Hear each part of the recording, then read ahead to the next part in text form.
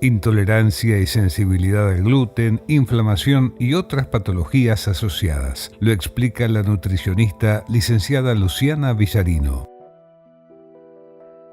Estamos con la licenciada Luciana Villarino, nutricionista.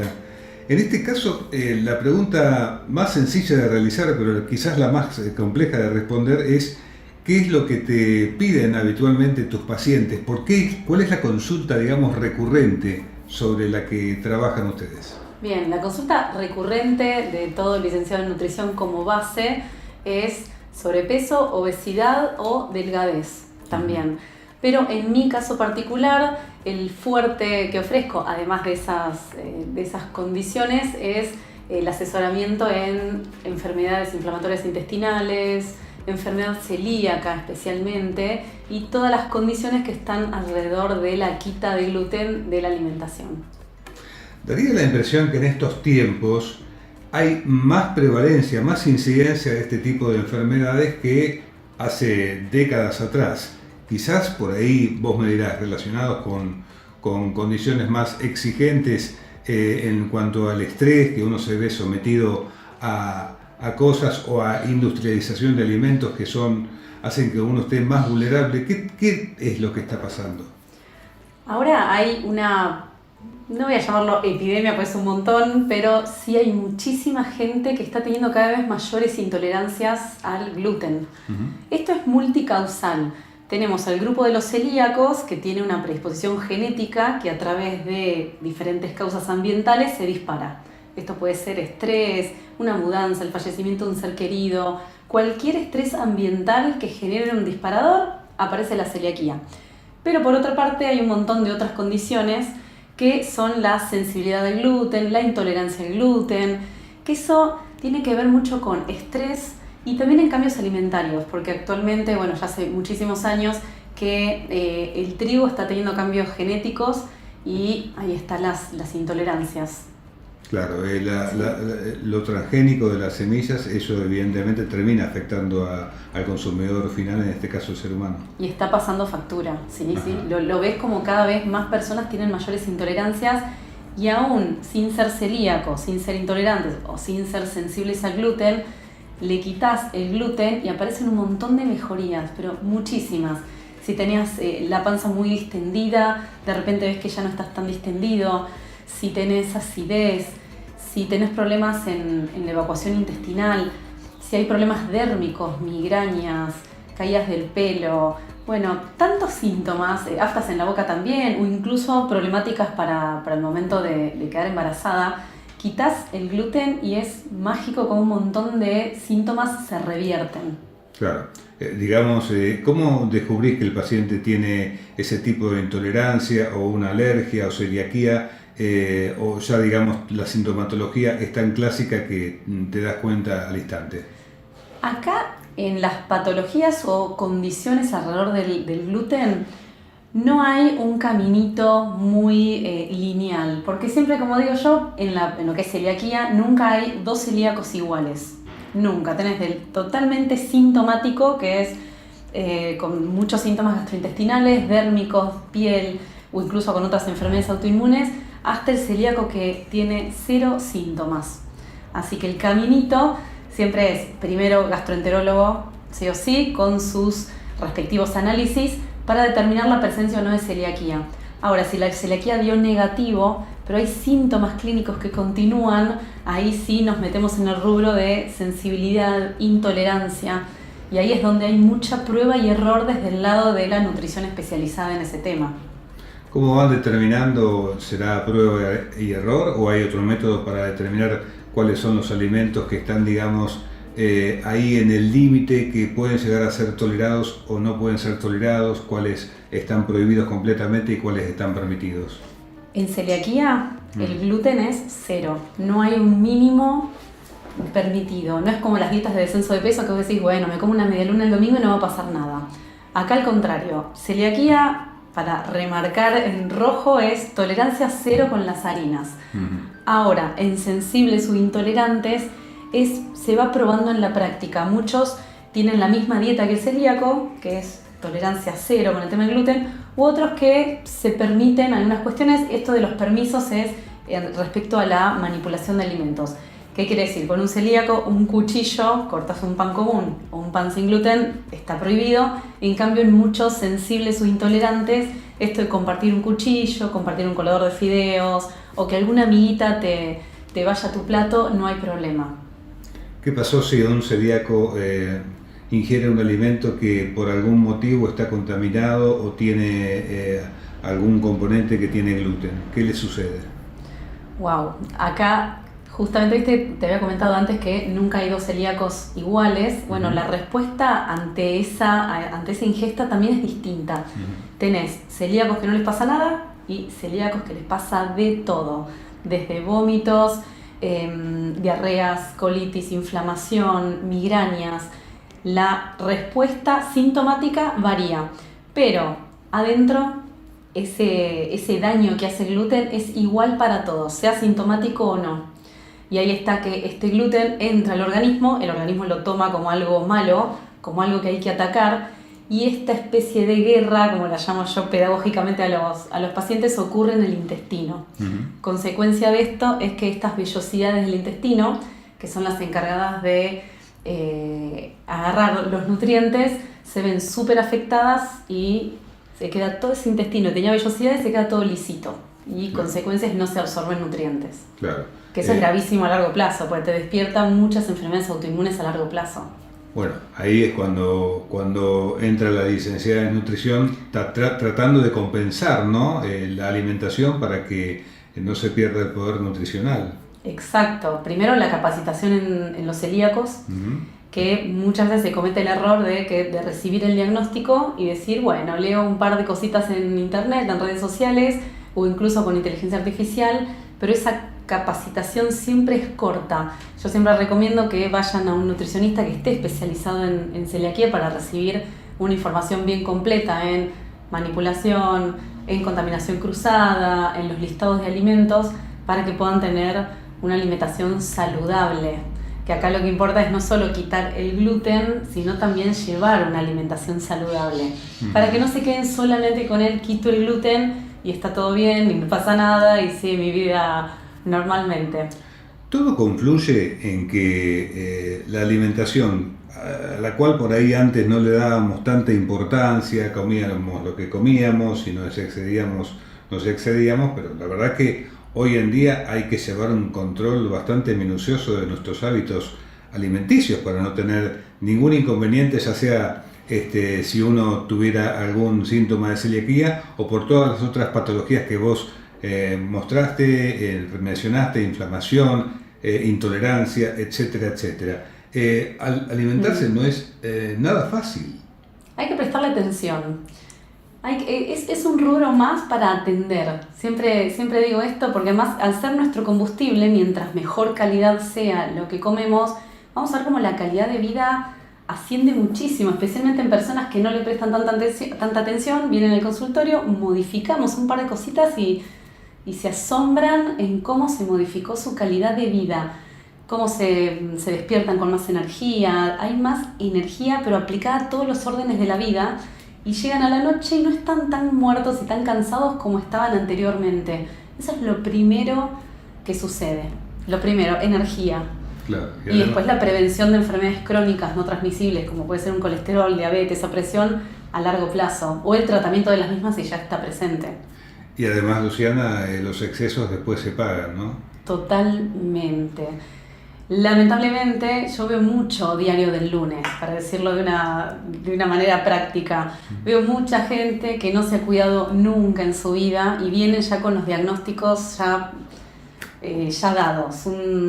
Una presión, una diabetes, un colesterol que fue disparado por malos hábitos previos, por no cuidarse en el peso, por no hacer actividad física, por no darle bolilla también a las horas de sueño, que es súper importante, o por tampoco atender su salud mental. Es todo un combo hoy. Hoy hablamos de combos, no es solamente atiendo alimentación, sino también es alimentación, actividad física, descanso y salud mental. Esas 4 son justamente a veces la base de una buena calidad de vida. En el caso de la celiaquía, retomando un poco en el tema ese, ¿hay alguna posibilidad de que revierta la enfermedad o que se atenúan con el tiempo los síntomas si se sigue un programa estricto de alimentación, si se hace todo lo que se tiene que hacer? Lo que ves en el celíaco cuando empieza a comer sin gluten es que este intestino empieza a sanar. Por lo tanto, estas vellosidades que en un momento fueron aplanadas vuelven a crecer. Por lo tanto, vas a ver que es un celíaco que vuelve a tener energía, masa muscular, brillo en la piel, características de una persona saludable. Ahora, lo que es importante también remarcar es que la celiaquía no se cura. No tiene medicación, no hay pastilla, no hay jarabe, no hay inyección, nada. Si bien hay muchas cuestiones que están en estudio, pero todavía no hay nada aprobado ni nada que se pueda dar a conocer. Claro. Por ejemplo, tampoco ayuda nada el tema de los ultraprocesados. ¿Podríamos afirmar que todo lo que está en un supermercado, por ejemplo, y que está empaquetado, es factible que sea un ultraprocesado con conservantes y que a la corta o a la larga no van a hacer bien a la salud? Los ultraprocesados es por suerte, digo, acá hay un tema que se está poniendo sobre el tapete últimamente. Si consumís redes sociales vas a ver que los ultraprocesados están bastante nombrados porque tienen una relación directa con la inflamación, que es otro tema aparte, que actualmente se evalúa mucho esto de la inflamación. Para personas que tienen un grado de inflamación, que eso se evalúa no solo a través del clínico, sino también a través de la nutrición, se recomienda ir quitando o disminuyendo los productos industrializados o los ultraprocesados, porque afectan muchísimo a la inflamación de personas que ya tengan un grado de inflamación grande, pero también cuando quitas estos ultraprocesados, también notas una liviandad especial. Obviamente que en la práctica quitarlos del todo es a veces súper difícil. También yo evalúo mucho la predisposición del paciente, hasta dónde puedo avanzar, pero acompaña mucho para quienes realmente están atentos a su calidad de vida. ¿Cuál sería algún ejemplo de un ultraprocesado el más común? Los quesos untables, esos se usan muchísimo. Los quesos untables descremados. Que parecen tan sanos, ¿no? Que dice, claro, son inofensivos y sin embargo un cuartirolo común es mucho más más bueno, ¿no? Claro, pero los quesos untables, si te pones a mirar hacia atrás, hace muchísimos años no existían. Y acá está donde de repente aparecen en la industria láctea. La industria láctea es el mayor exponente de los productos ultraprocesados, porque si te fijas cada vez salen más productos. Por ejemplo, una leche antes había dos, una entera y descremada. Ahora hay con el 0,5, el 1, el 1,5, el 2, un montón una boutique de porcentajes de grasa en las leches. Lo mismo en los yogures, lo mismo en los quesos untables. Hay cada vez más productos. Sí. Es un shopping lácteo esto. Bueno, después están los productos como salchichas, hamburguesas, que esos ya son conocidos. Claro. Sí, pero una buena manera de saber cuando un producto es ultraprocesado es dar vuelta, leer etiqueta, y cuando ya ves que hay muchos, no sé, un par de ingredientes que no conozcas, que son letras y números, N22, un montón de cuestiones así, ahí ya hay muchos ultraprocesados. Los conservantes, por ejemplo, colorantes. Sí. ¿Para qué un colorante? Es simplemente para yo tener la sensación de que un yogur de frutilla es color rosa, digamos. Exactamente. Y sería preferible, digamos, si uno pudiera elaborarlo uno al yogur, ¿no? Con leche fresca. Se hace, es súper fácil hacerlo. Es una buena recomendación, ¿no? Totalmente. Y a su vez, hablando esto de los colorantes, el mejor ejemplo que siempre doy es el de las arvejas. Si ves una arveja natural, tiene un color hasta gris opaco.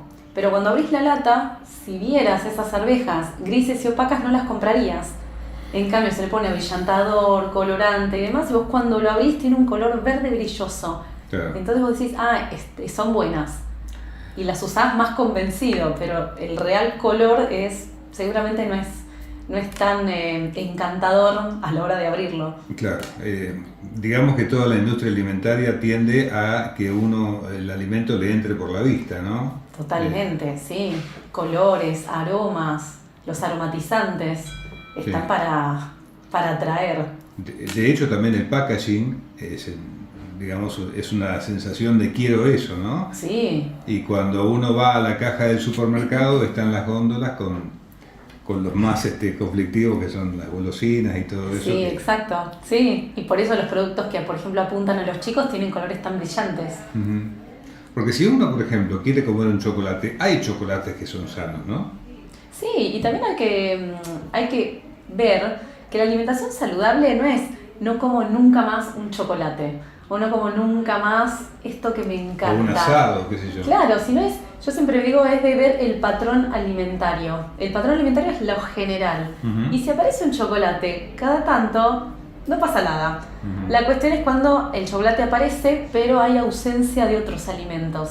Aunque aparezca cada tanto, pero veo que no come fruta, no come verduras, se hidrata mal, no descansa bien. Claro.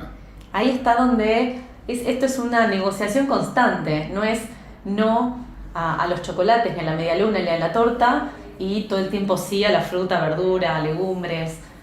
Es una negociación constante. ¿El agua podría ser un gran aliado para superar estos problemas puntuales? Por ejemplo, cuando uno come mucho, digamos, hidratarse bien, tratar de ayudar al organismo a que digiera eso que le cuesta mucho trabajo, por ejemplo.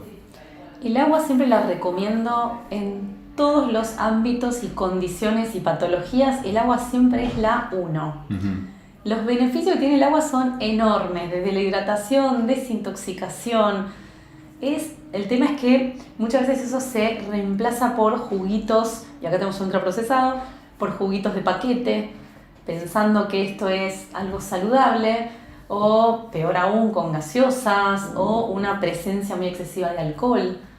Así que siempre el agua, vas a notar que incluso si te pasa algo, terminas en la clínica por X causa, siempre el médico te va a decir, toma mucha agua, porque ayuda muchísimo para cualquier condición de enfermedad, pero también asociado al estar saludable.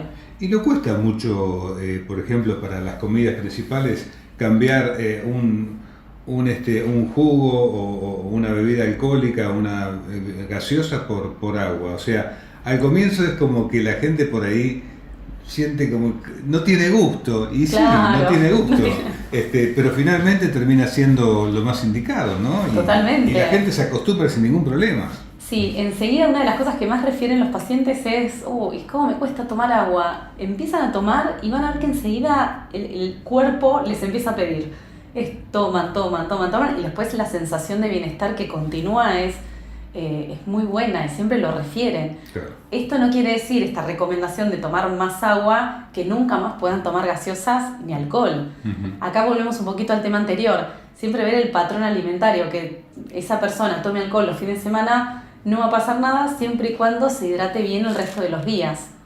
Claro, y por ejemplo, si va a cenar y va a tomar alcohol, también acompañar de agua, porque un vaso de vino, por ejemplo, te pregunto, no cumple Sí. la función de hidratación, ¿no? No, al contrario, las gaseosas y el alcohol deshidratan.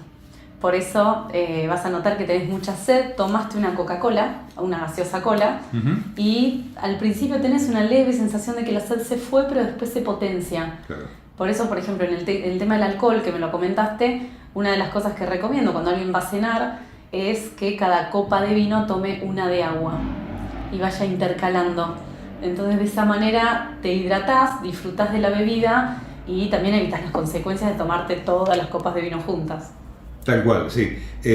Y, por ejemplo, digamos, la cantidad, 1,5 litros, 2 litros, 3 litros por día, ¿cuál sería la cantidad indicada? Eso se modifica mucho en base a la persona. Ujú. Las recomendaciones no son las mismas en hombre y en mujer. En si hace actividad física, si es verano, Sí, es si verano. es invierno, qué tipo de actividad física hace, qué tipo también de actividad laboral. Todas esos parámetros, esas diferencias entre uno y otro son los que después determinan las cantidades. Ahora, como recomendación general a adultos, yo siempre recomiendo que 1,5 litros de ahí para arriba. Dependiendo ahí yo empiezo a hacer unas pequeñas modificaciones, como te dije, dependiendo de actividad laboral, actividad deportiva, género.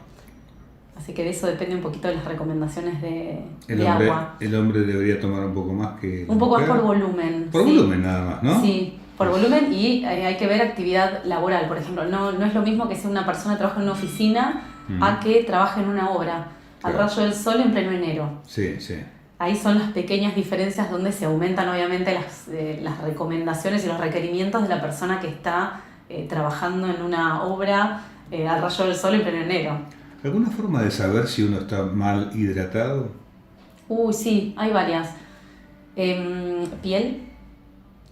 Hay algo acá que se llaman las mucosas, que también están opacas, poco brillosas, en el pelo, en las uñas. Ahí son pequeños que uno con el ojo un poco entrenado empezás a escanear y te das cuenta. Los labios también se secan muchísimo, las manos. Claro. Hay ciertas evaluaciones que rápidamente uno evalúa a ver si está bien hidratado una esa persona. ¿El color de la orina, por ejemplo? Sí, ahí te hablaba de una evaluación más visual, pero en la entrevista una de las cosas que pregunto es el color y olor de la orina durante el día, descartando la primera del día, que suele ser, siempre es la más concentrada. Pero sí, durante el día, cómo viene esa orina y la cantidad de veces que esa persona realice su micción. Ahí es una de las evaluaciones de oro para evaluar la hidratación. ¿Debería ser clara la orina de una persona bien hidratada? Bien hidratada, la orina es clarita y sin olor. Es lo primero que digo, exceptuando siempre la primera orina de la mañana. Pero siempre debería ser clarita y sin olor y muchas veces al día. Muchas personas orinan muy poquitas veces al día. Y ahí es donde también es otro de los parámetros que utilizamos para evaluarlo. Si la ven oscura, se tienen que hidratar urgentemente. Sí, hay que hidratar. Clarita y sin olor es ideal. Y muchas veces al día. No suena lindo, pero hay que mirar, digamos, lo que uno deja en el baño. Sí, totalmente. Tanto de orina como materia fecal, las dos hablan de tu estado de salud. Todo habla, todo te da información. La cuestión es observar y estar atento. No solo a orina, materia fecal, sino también al estado de salud, el cansancio, si estás comiendo bien, si te estás hidratando bien, si estás teniendo una buena calidad de vida. Por calidad de vida no hablamos solamente de comida y bebida, sino como te decía antes, descanso, actividad física, salud mental, otros ámbitos que se suelen dejar de costado y se concentra a veces mucho en cómo no como fruta, pero el resto de los parámetros andan medio flojos de papeles. Sí, no tocamos nada el tema de frutas y verduras, digamos. ¿La fruta sigue estando bien conceptuada o con el tema de que tiene azúcar por ahí bajó un poco en el ranking de alimentos saludables? No, sigue a tope en el ranking, sigue. A la fruta y la verdura creo que no la vamos a poder sacar nunca y está buenísimo que nunca salga de ese ranking, pero siempre, por ejemplo, la fruta... Siempre yo la recomiendo de por lo menos 3 porciones por día, que muchísimas personas no llegan ni a una.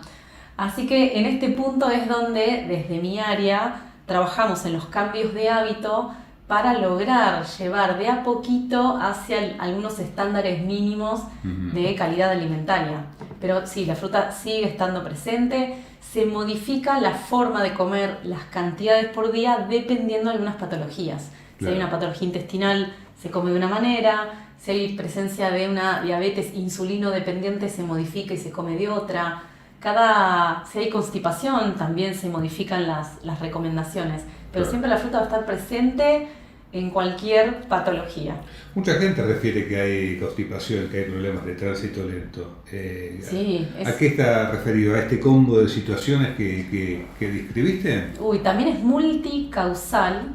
Pero para ir directo a lo que es alimentación, el intestino también es un músculo que también hay que fortalecerlo.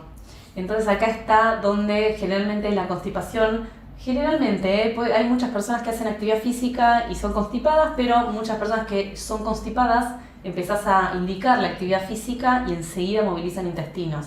Hidratación, actividad física.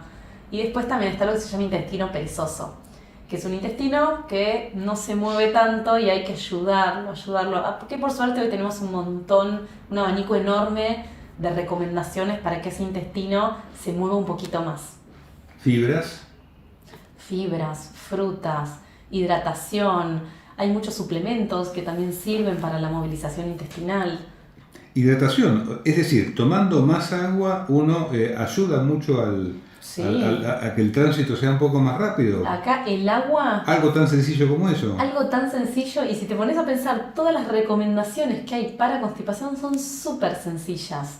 La cuestión es que muchas veces hay que ir, cuando vos crees que el agua no funciona y actividad física no funciona y algunas incorporaciones pequeñas no funcionan, ahí empezamos a combinar unas con otras para ir empezando a generar unas como intensidades de estímulos más grandes en el intestino.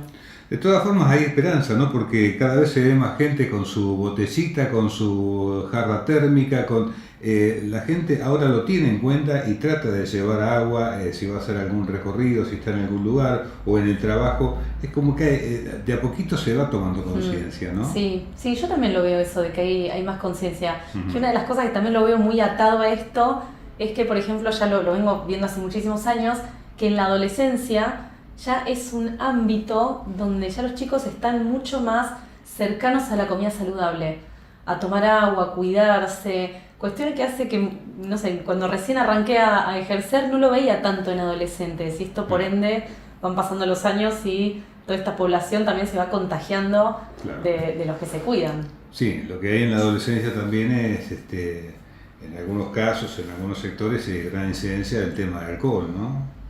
Sí, ni hablar.